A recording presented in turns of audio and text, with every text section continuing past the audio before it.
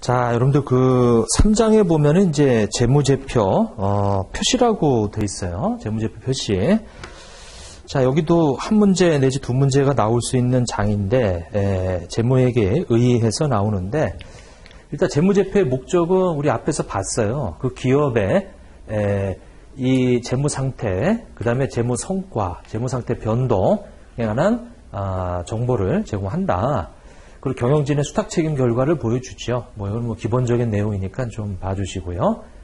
두 번째 재무제표에 이제 종류가 나와 있는데, 거기 종류는 기본적으로 다 알고 계시죠, 이거는. 그래서 재무상태표, 포괄손익계산서, 자본변동표, 현금흐름표, 주석이다.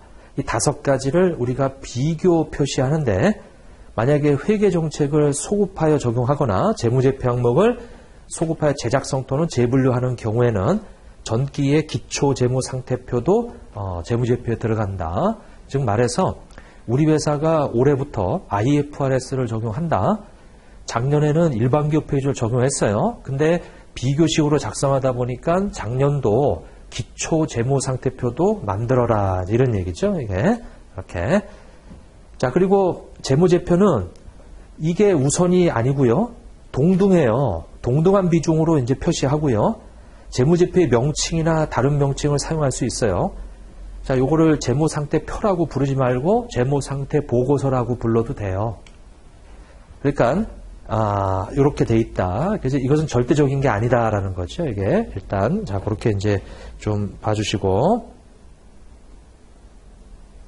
자, 그 다음에 이 재무제표의 목적과 재무제표의 종류를 봤는데, 이제 재무제표를 작성할 때 좀 지켜달라라고 하는 것이 있는데, 그게 일반사항이에요. 자, 일반사항 8가지가 있는데, 이게 이제 시험에 나올 수 있다라고 하는 거죠. 자, 이제 첫 번째, 우리 재무제표를 작성할 때 첫 번째, 공정하게 표시해달래요. 그리고 공정하게 표시하는 게 뭐냐? 기준서에 따라 작성된 것이 공정하게 표시된 거다, 이런 얘기죠. 그래서 IFRS에 따라 작성된 재무제표는 공정하게 표시된 재무제표를 본다. 이렇게. 자, 그리고 IFRS에서 요구하는 것을 모두 충족한 경우가 아니라면 IFRS를 준수했다고 작성되었다고 기재할 수 없어요. 그래서 일부는 준수했고 일부는 준수하지 않았다라고 해서 그 일부만 준수했다고 그렇게 기재할 수 없어요. 이게. 그러니까 모두 충족하지 않으면 준수했다고 기재하면 안 돼요. 자, 부적절한 회계 정책은 이에 대해서 공시나 주석, 보충 자료를 통해 설명하더라도, 부적절한 회계 정책을 쓰고 주석에다가 그 설명을 달더라도 그거는 정당화될 수 없다. 정당화될 수 없다. 자, 이제 그렇게 봐주시면 되고요. 거기 교재에 그 51페이지 그 공정한 표시와 IFRS의 준수 이렇게 나와 있는데, 일단은 이 기준서에 따라 작성된 재무제표는 공정하게 표시된 걸로 보고요. 그리고 기준서에서 요구하는 것을 모두 충족하지 않으면 준수했다고 표시하면 안 되고요. 부적절한 회계정책은 주석이나 보충 자료를 통해서 설명하더라도 정당화될 수는 없더라. 이렇게 그거 내용을 좀 봐주시고요. 자, 다만 이제 예외가 있어요. 예외 이렇게. 예외는 우리 이 기준서를 준수하는데 이것이 우리 개념체계의 목적과 만약에 상반이 되면은 그거를 달리 적용할 수 있어요. 이렇게 달리 적용할 수 있다. 이렇게. 즉 기준서의 내용을 적용하는 것이 개념체계의 목적과 상반이 되면 달리 적용할 수 있다. 그래서 거기 그 극히 드문 상황이에요. 그 공정한 표시와 IFRS 준수에 보면은 세 번째 문단, 네, 두 번째 줄 봐보세요. 그러나 극히 드문 상황으로는 IFRS 기준서의 요구사항을 준수하는 것이 오히려 개념체계에서 적용하고 있는 목적과 상충돼서 오해를 유발할 수 있다고 경영진이 결론을 내리는 경우에는 이것은 그 요구사항으로부터의 일탈을 의무화하거나 금지하지 않는다면 그거를 달리 적용해서 할 수 있다. 그래서 이제 이렇게만 해놓으세요. 이건 극히 드문 상황이에요. 극히 드문 상황.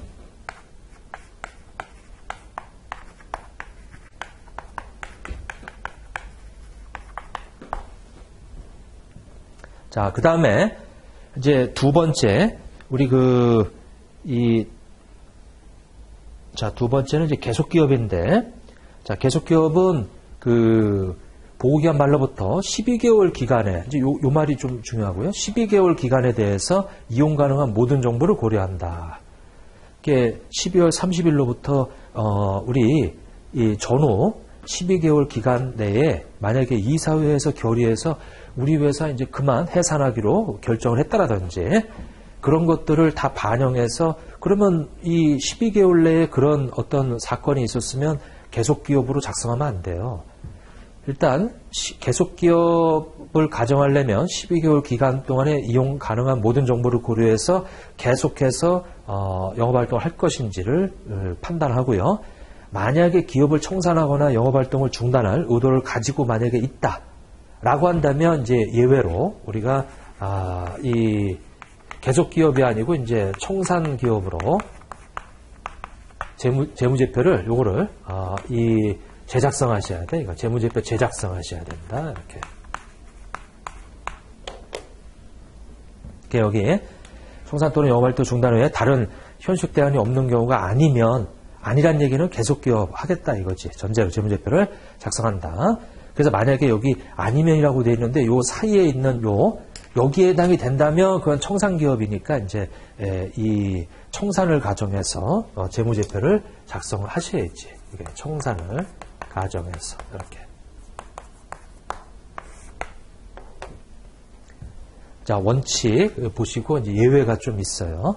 자, 그 다음에 이제 세 번째, 우리 거기하고 순서가 거기 네 번째로 되어 있는데 중요성과 통합 표시, 여기 중요성과 통합 표시죠. 유사한 항목은 중요성 분류에 따라 재무제표 구분 표시하고 그 다음에 주석에 적용되는 중요성의 기준은 다를 수 있다. 자, 이게 뭔 소리냐면 이 중요성과 통합 표시는 우리가 동일하거나 유사한 것들은 이게 중요성에 따라서 중요하면 구분 표시하고요. 구분 표시 이렇게. 자, 중요하지 않으면 이것은 통합 표시해요. 통합 표시. 이렇게. 근데 만약에 상이하다, 서로 다르다. 다르면 당연히 구분 표시 해줘야지. 다르면 이렇게. 구분 표시 해줘라. 자, 유사한 항목은 중요성에 따라서 구분 표시하거나 통합 표시하거나 아니면 상이한 항목들은 당연히 구분 표시 해야 되는 거예요. 그리고 재무제표와 주석에 적용하는 중요성의 기준은 다를 수 있다. 자, 이게 뭔 소리냐? 재무제표에서는 중요하지 않아서 통합 표시했는데 주석에서는 중요해서 자세하게 구분해서 표시해준다. 이런 얘기죠. 그러니까 여기의 중요도와 여기의 중요도가 다를 수 있다 이거죠. 네? 이렇게. 그래서 이제 그 내용도 좀 봐주시고 중요성과 통합 표시다 이렇게 돼 있고요. 자, 그 다음에 우리 발생기준액에 요거 한번 발생기준액에는 그 다음 장으로 넘어가서 오죠. 발생기준액에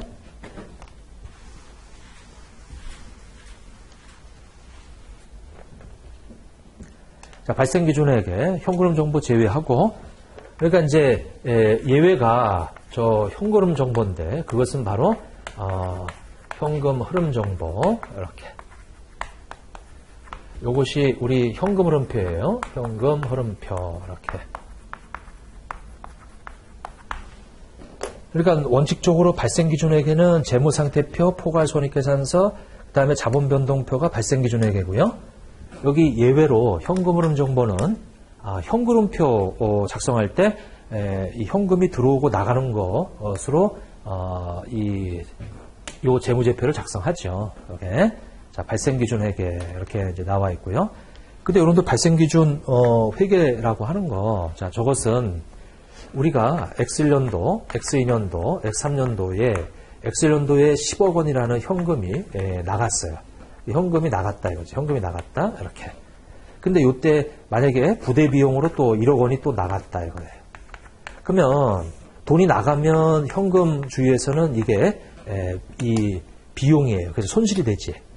그리고 이것이 만약에 상품이다. 근데 상품을 와서 여기서 외상으로 판매를 했어요. 외상으로 판매를 했다.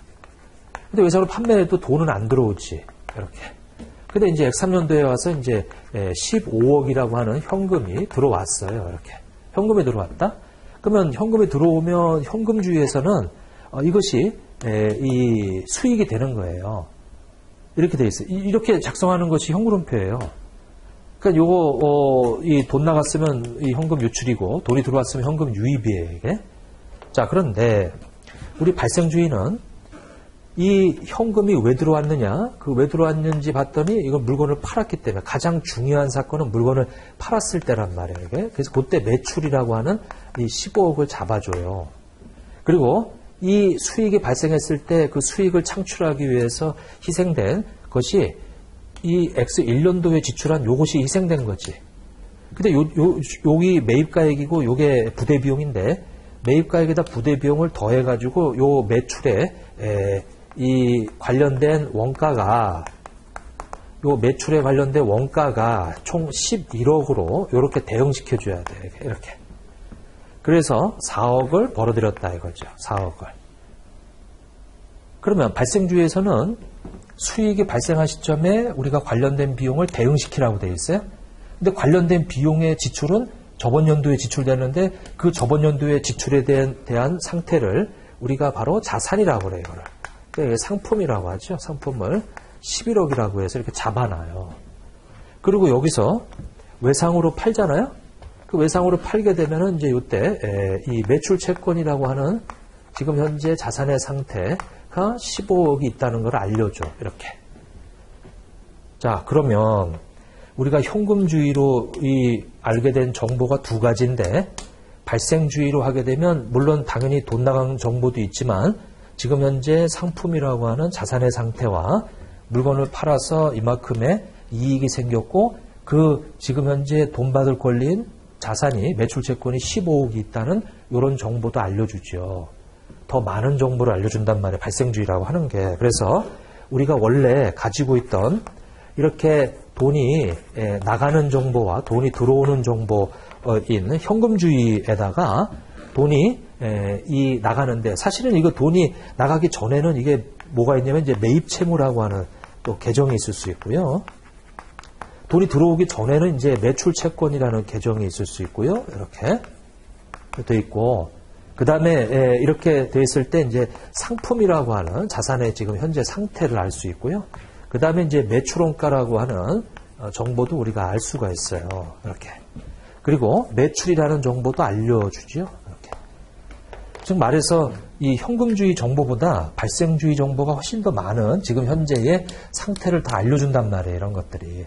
그래서 현재 회계는 발생기준 회계로 가되 현금흐름 정보는 예외로 현금흐름표를 작성할 때는 적용한다라고 하는 거죠.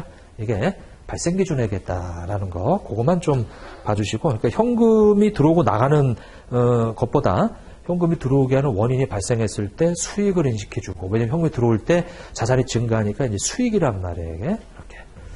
자, 그 다음에 이제 5번째로 한번 보시죠.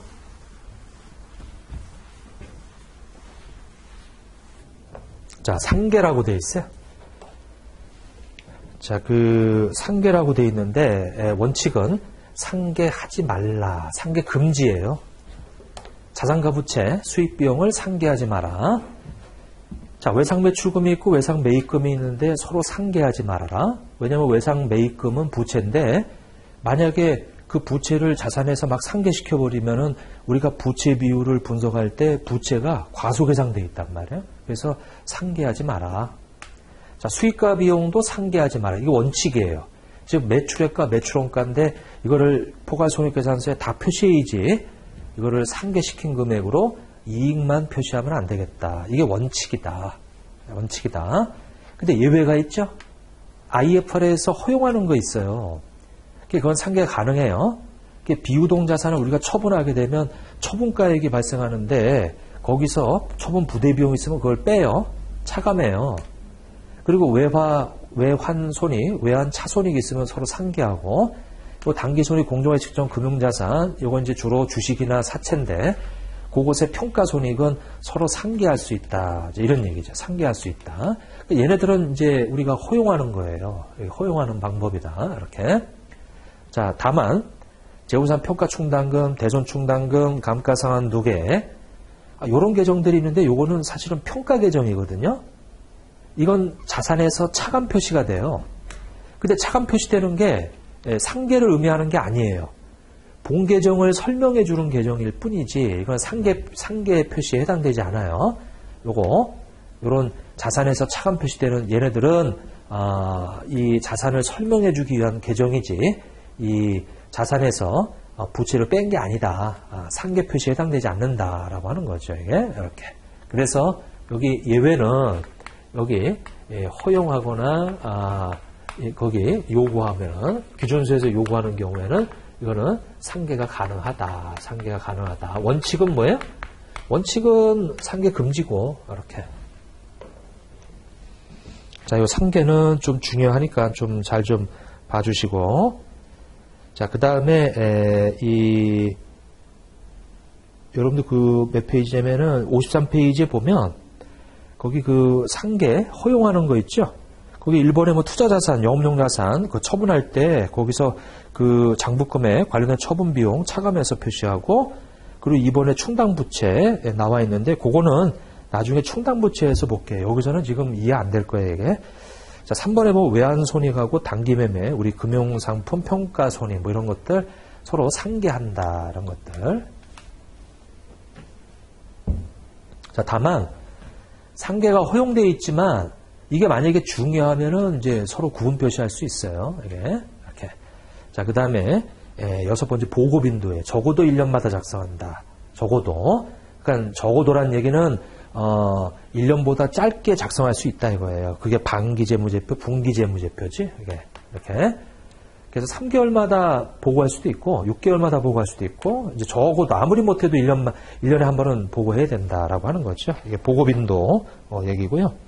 그 다음에 비교 정보. 정기와 비교해서 단기 정기를 비교해서 이 표시해라. 다만 서술형 정보도 우리가 주석에 서술형 정보도 비교 정보를 이제 공시해라. 이제 그런 얘기고요. 그 정도만 체크하시면 될 것 같고요. 자, 그 다음에 넘어가서 54페이지에 보면 이제 표시의 계속성이라고 되어 있죠. 그러니까 원칙은 매기 동일해야 돼요. 근데 이제 예외로 여기 예외로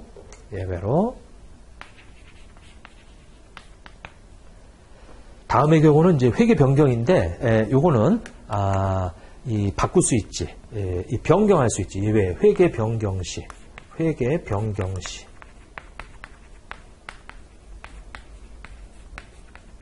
회계 변경에 해당이 되면 그 회계 변경에 해당되는 경우가 요 두 가지. 요거 이제 이 니은을 먼저 보면은 IFRS에서 표시 방법의 변경을 요구하는 경우 이게 뭐예요? IFRS가 재개정된 거예요. 개정된 거지. 그럼 IFRS가 개정이 됐으면 IFRS에서 그렇게 개정된 걸 요구하면 당연히 바꾸는 거고 얘는 뭐예요? 얘는 회사가 선택한 거지. 다른 표시나 분류 방법이 더 적절한 것이 명백하다. 그럼 이거 회사가 선택한 거니까 얘는 입증해야 돼. 주석에다가. 얘는 입증할 필요 없죠. 이렇게 바꾼 것이 기준서가 바뀌어서 바꾼 거다 이거예요. 이건 입증할 필요가 없는데 얘는 주석에다가 그것이 더 명백한 이유를 이 주석에다 표시해 줘야죠. 이거는. 자, 그래서 우리 8가지를 지금 봤어요. 이게 머릿속에 좀 기억이 남아야 돼요, 여러분들. 공부하실 때. 그러니까 첫 번째가 우리가 이 공정한 표시, IFRS의 준수였죠. 그죠? 그 다음에 이제 두 번째 계속기업이다. 중요성과 통합 표시다. 상계 금지다. 그 다음에 이제 이 보고빈도, 비교정보, 표시의 계속성 이런 것들. 자, 중요성과 우리 통합 표시 뭐 이런 것도 있었고 아까. 그래서 이제 그런 8가지 이 일반상 그거 좀 지켜줘라라고 하는 거예요. 자, 그거 좀 봐주시고. 자, 이제 그 다음에 우리 재무제표 종류 중에서 이제 가장 먼저 나오는 게 재무 상태표예요. 재무 상태표. 자, 재무 상태표인데 그 재무상태표에 이 표시되는 이 정보가 거기 교재에 나오죠. 근데 그것을 외우는 게 아니고 그 바로 위에 보면 적어도에 동그라미 쳐놓으세요. 적어도 표시한다. 그 얘기는 그 적어도 표시하는 거 외에 나머지 표시는 알아서 해라. 대분류 수준에서만 예시하고 나머지 사항들은 알아서 해라. 당연히 이렇게 해야 되겠죠. 왜냐하면 120개 넘는 나라들이 공통으로 쓰는데 적어도 이 필요한 표시해줘야 될 개정 과목들은 여기 나열되어 있고 그 외에 표시할 거는 마음대로 해라. 마음대로 해라.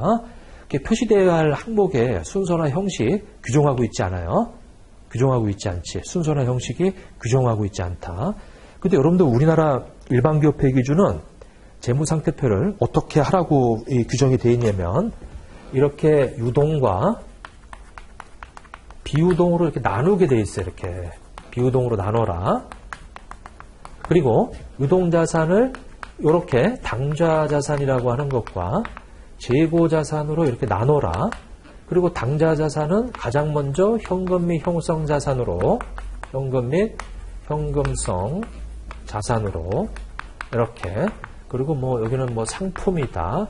이렇게 딱딱 정해져 있어요. 그래서 이것이 대분류 수준에서 이렇게 돼 있고요. 그 다음에 이제 중분류 수준에서 이렇게 하라고 돼 있고요. 그 다음에 이제 세분류 수준에서 이렇게 하라고 딱딱딱 정해져 있어요. 그렇게 안 하면 그거는 위배되는 거지 이게. 우리나라 일반교표 기준은.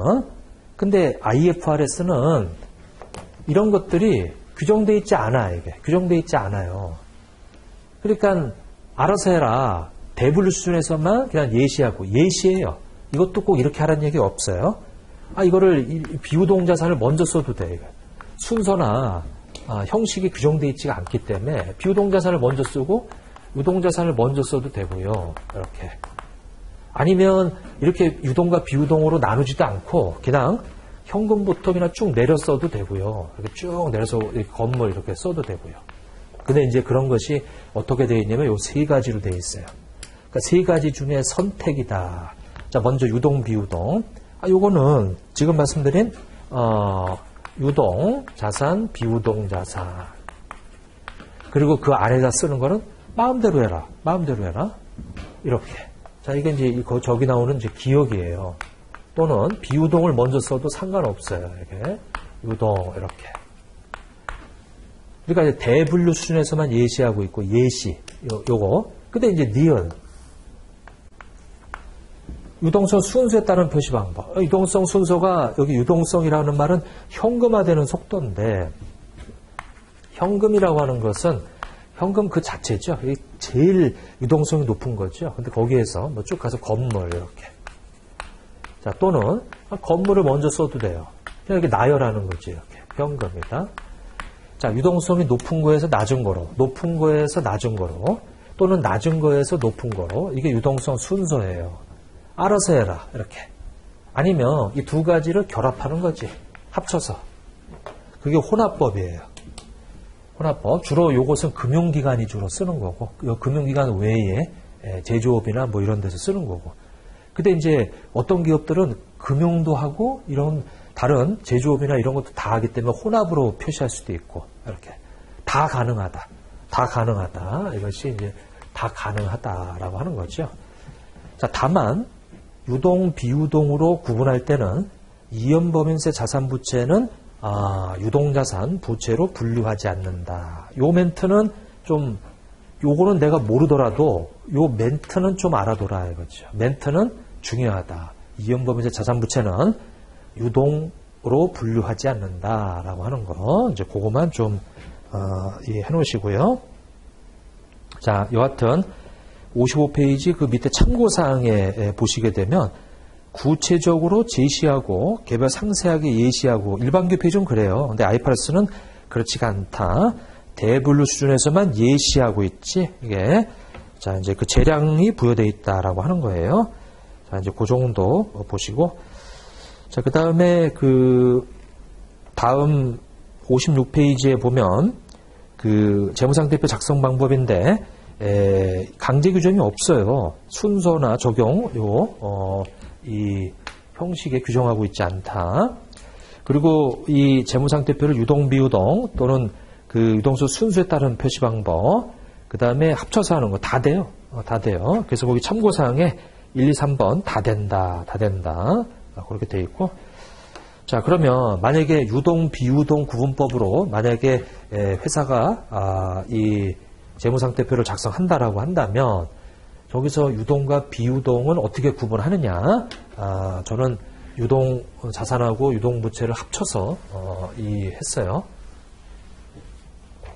자, 뭐냐면 요거를 합쳐서 말씀드리면 원칙이 1년 기준이다. 1년 기준. 자, 여기서 말하는 1년 기준은 저기 2번하고 3번을 얘기해요. 자, 12월 30일 현재로부터 단기 매매 목적으로 보유하고 있다.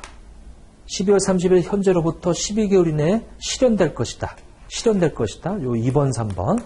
여기 2번, 3번 단기 매매 목적으로 부채를 보유하고 있거나 단기 매매 목적으로 12개월 이내에 이제 결제하기로 되어 있다. 요 두 가지. 요 2번, 3번, 요 2번, 3번. 그것이 1년 기준이에요. 자, 그 다음에 예외. 우리 운전자번은 자, 여기서 말하는 이 운전자번은 매입채무, 재고자산, 이렇게. 그 다음에 매출채권, 뭐 더 있는데, 그냥 요거 세 가지. 제일 중요한 게 매출채권, 요 세 가지. 자, 이 계정들은 맥스 해가지고, 일단 원칙인 1년 기준보다 만약에 정상 영업주기 기준하고 두 개를 비교해서 큰 걸로 간다. 자, 일단은 여기서 말하는 1년 기준은 이제 똑같고요. 똑같은데 그 정상 영업주기 있죠? 자, 요것이 이제 1번이다. 1번 보면 정상 영업주기 내에 실현될 것으로, 정상 영업주기 때 판매, 소비될, 그리고 정상 영업주기 내에 결제될 것으로 예상한다라고 하는 거죠. 이게 그러면 여기서 말하는 이 영업주기라고 하는 것은 우리가 제조업이나 도소매 같은 경우는 우리 재고자산을 사가지고 오죠. 이게 재고자산을 구입하거나 이제 막 이런단 말이에요. 근데 이제 그것을 보관하다가 요거를 이제 판매를 해요. 판매를 하고 나중에 대금이 이제 회수가 돼요. 이렇게 회수가 된다. 자, 그러면 재고자산을 사가지고 와서 이렇게 돈이 회수될 때까지 걸리는 요 시간적 개념, 요것을 우리가 영업주기라고 그래요. 영업주기. 이렇게. 근데 이제 여기 영업주기에는 뭐 어떤 것들이 발생하냐면 매입 채무도 발생하고요. 그 다음에 이제 판매하면 이제 매출 채권도 발생하고요. 이렇게. 근데 이제 영업주기가 만약에 1년 6개월이래. 이게. 그러니까 우리 회사 업종이 일반적으로 이 물건을 사가지고 와서 팔아가지고 나중에 돈이 회수될 때까지 걸리는 요 시간적 기간이 1년 6개월이래요. 통상적으로. 그러면 아니 우리 업종은 특성이 1년 6개월이 되어야 어느 정도 회수가 돼. 처음에 투자했다가 1년 6개월이 돼야 회수가 돼요. 그럼 무조건 획일적으로 1년 기준으로 유동, 비유동으로 나누지 말고 우리 회사 주된 목적인 상품이나 이런 제품들은 주로 1년 6개월이 되어야 이게 현금으로 다시 들어온다라고 하게 되면 그 1년 6개월 내에 들어오면 그러면 유동으로 분류하자. 요거는 그냥 획일적으로 1년 기준으로 가지 말고 이렇게. 그래서 이제 만약에 통상적인 영업주기가 1년 6개월인데 이 매출채권이 이번에 발생한 매출채권이 만약에 1년 6개월이 훨씬 넘어서 이제 회수가 될 거다 그러면 그럼 비유동이다 이거예요. 근데 만약에 1년 3개월 만에 회수될 거다 그러면 1년이 넘어가더라도 요거는 유동으로 분류해라. 이제 그런 뜻이죠. 이렇게.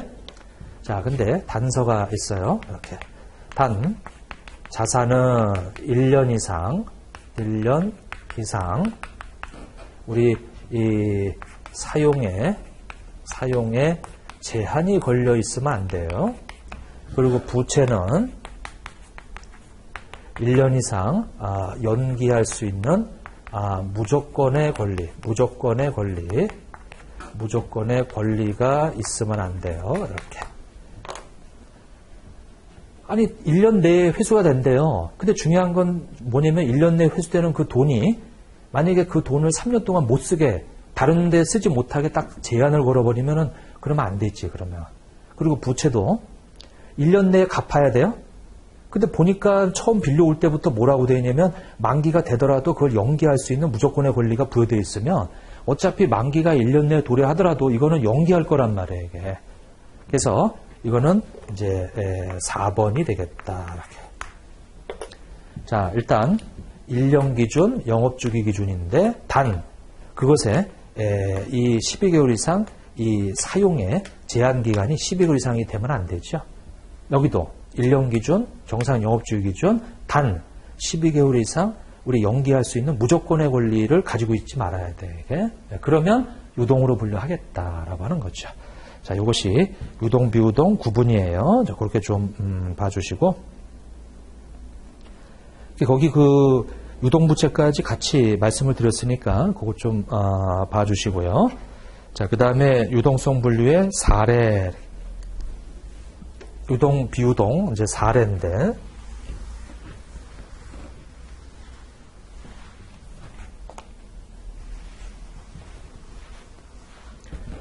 자, 첫 번째 이 보시게 되면 기업이 기존의 대출계약 조건에 따라 보고기간 후 적어도 12개월 이상 부채를 차환하거나 연장할 것으로 기대하고 있고, 자, 이게 뭔 소리냐면, 자, 우리 이렇게 한번 볼게요.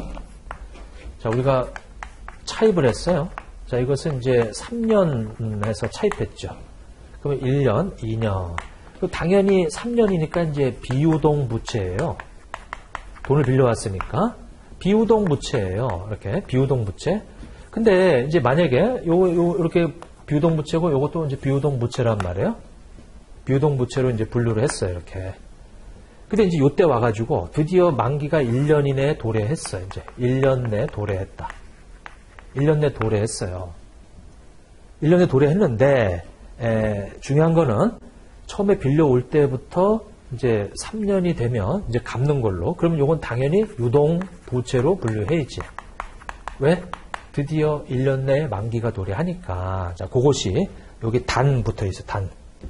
기업에게 부채의 차환이나 연장에 대한 재량권이 없다면 차환 가능성을 고려하지 않고 유동 부채로 분류한다. 요 단이라고 되어 있는 거 있죠? 요것이 바로 요 얘기예요. 자, 그 다음에 요게 첫 번째, 두 번째. 자, 두 번째는 이렇게 되어 있는데, 자, 차입해 왔어요. 똑같아요. 근데 차입해 왔는데 여기에 뭐가 있냐면 그 연장할 수 있는 권리, 연장 권리가 부여되어 있어요. 연장 권리가 부여되어 있어. 뭔 소리냐면 차입해 올 때부터 은행에서 뭐라고 그러냐면 만기가 3년인데 3년 있다가 연기할 수 있는 권리를 부여줬어요. 만약에 더 사용하고 싶으시면 더 연장할 수 있습니다. 근데 우리 회사는 그걸 충분히 연장할 거예요. 연장할 거다. 그러면 요렇게 도래했을 때 요거는 비유동 부채다. 비유동 부채다. 이렇게. 자, 그것이 여기 나와 있는 요 첫 번째 줄이에요. 자, 적어도 12개월 이상 부채를 차환하거나 연장할 것으로 기대하고 있고, 그리고 그런 재량권이 있어요. 언제부터? 차입할 때부터 있어요. 연장 권리가 부여되어 있어요. 네? 그리고 요 기말 시점에 우리는 연장할 것으로 기대하고 있어요. 이렇게. 그러면 만기가 1년 내에 도래하더라도 비유동 부채로 분류한다라고 하는 거죠. 이해하는 게 좀 중요하겠어요. 이게. 근데 여기 단서 붙어 있는 거 있죠. 처음에 빌려올 때부터 우리가 연장 권리가 부여되어 있지 않아 이게.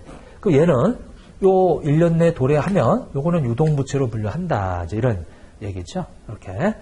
그래서 만약에 요 기간에 이거 연장하기로 만약에 은행하고 우리 협의했다 하더라도 요 시점에서는 유동 부채로 분류해야 돼요. 왜냐면 이제 요 기말 시점에 부채를 표시해 주는 게 그게 재무상태표니까 이게. 자, 그다음에 이제 요 두 번째 거 봐 보세요. 두 번째 거. 자, 이거 이제 3번으로 이렇게 이제 붙일게요. 이렇게 쭉 이렇게 보이면 자, 보고기한 말 이전에 장기 차임 약정을 위반했을 때, 자, 위반 시 즉시 상환하겠다. 즉시 상환. 즉시 상환할 수 있는 권리, 상환 권리. 자, 이게 누구한테 있냐면 이제 돈 빌려주는 사람한테 있어요. 이렇게. 요거는 우리 차입자한테 있는 거지. 차입자한테. 근데 이제 요거는 이제 돈 빌려주는 사람한테 즉시 상환 권리가 있는 거예요. 언제? 위반했을 때. 차입해간 니네 회사가 위반했을 때. 위반은 뭐예요? 이자를 제때 안 준다 이거예요. 장기차입 약정을 위반했을 때 대여자가 즉시 상환을 요구할 수 있는 채무. 보호기한 후 재무제표 발행 승인을 전에 채권자가 약정 위반을, 그러니까 이제 요 시점에 와서 만약에 약정 위반을 이유로 상환을 요구하지 않기로, 그러니까 여기 상환을 요구하지 않기로, 상환 요구하지 않기로 이렇게 합의했다. 요구하지 않기로 합의했다. 그러니까 이제 위반한 거예요. 여기서 이제 위반했지.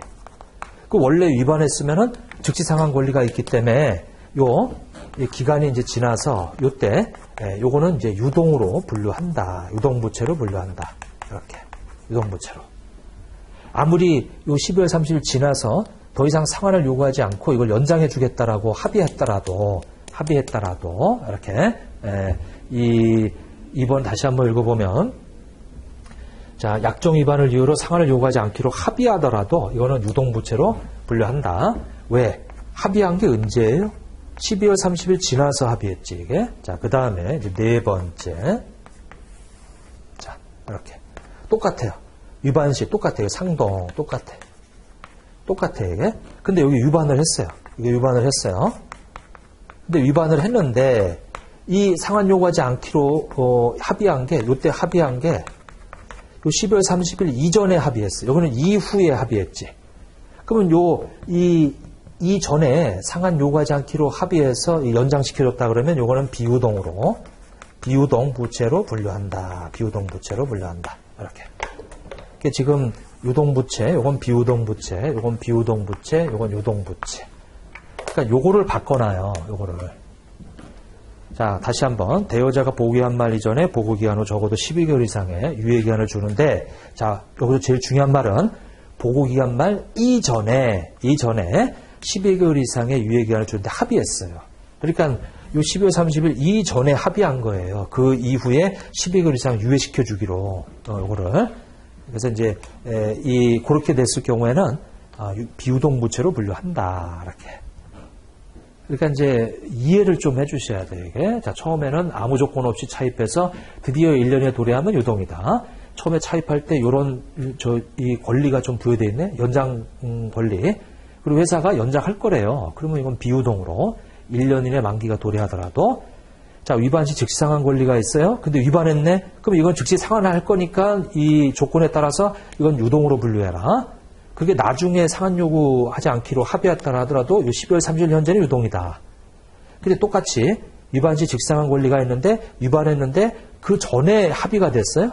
그러면 이제 이거 연장할 거니까 비유동으로 분류해라. 이런 얘기죠. 이렇게. 자, 그래서 이제 그것 좀 봐주시고. 자, 그 다음에, 자, 그 뒤에 있는 그 얘기들은, 그냥 참조만 해주세요. 참조만. 자, 이렇게만 좀 정리를 해주시면 될 것 같고요. 그 재무상태표 양식 있죠? 거기 보면 이제 비유동이 먼저 돼 있고, 그 다음에 유동자산, 뭐 이렇게 나와 있고요. 자, 그 다음에 그 뒤에 보면은 뭐 자본도 있는데, 그것도 자본을 예시해 놓은 거예요. 자, 그 다음에 이제 포괄손익계산서가 있는데, 포괄손익계산서는 조금 쉬었다가 또 하도록 하겠습니다.